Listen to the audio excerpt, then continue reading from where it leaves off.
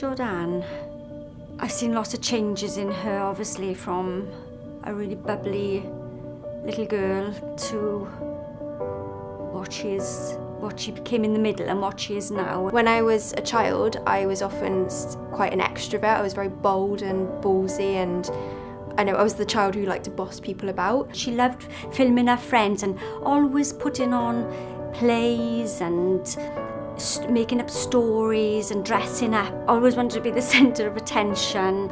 I can't pinpoint a specific moment or event that sort of started it. I just remember a point in my life about 11. It could have even been before that, but I remember it as being at 11 years old, as not wanting to go into school, wanting to stay at home in my bed, stay in pyjamas all day, not want to talk to anyone. It progressed to the point where I wasn't going to school. I was being homeschooled then and seeing loads of psychologists. It took a very, very long time to get to the bottom of what was the problem. She was diagnosed with acute general anxiety disorder, and that went on into depression.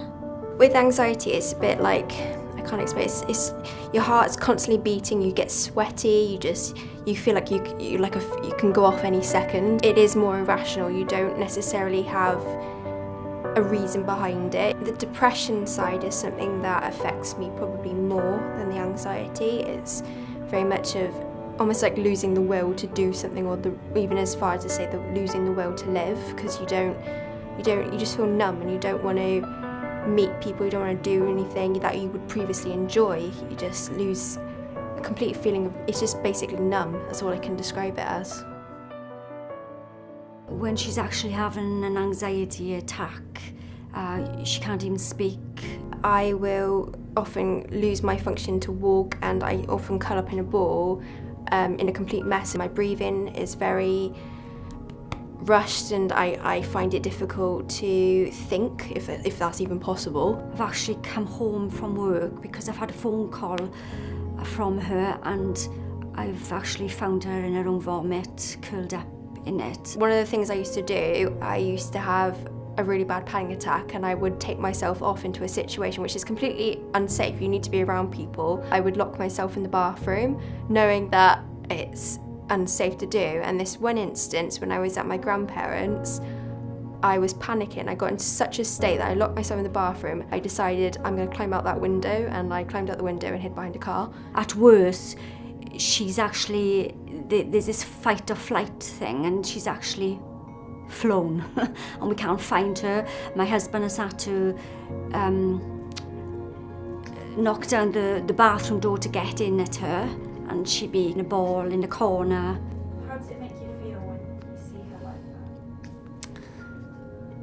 that? Useless. Lost. Yeah. And it's very lonely as well as a parent, because you haven't got the answers, and that's all you can do sometimes is just hold them. In terms of how I am now, I'd say I'm vastly different.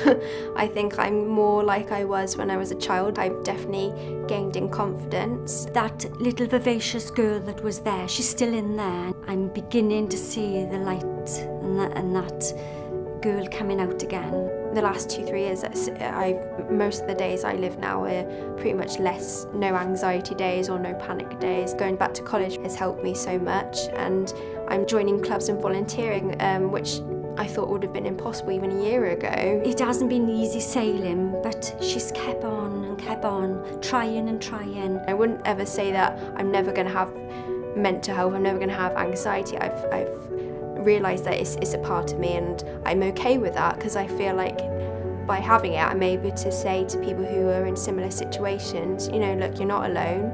This is quite a common thing. Make them feel less lonely and feel like they can live with their anxiety or depression or whatever it is.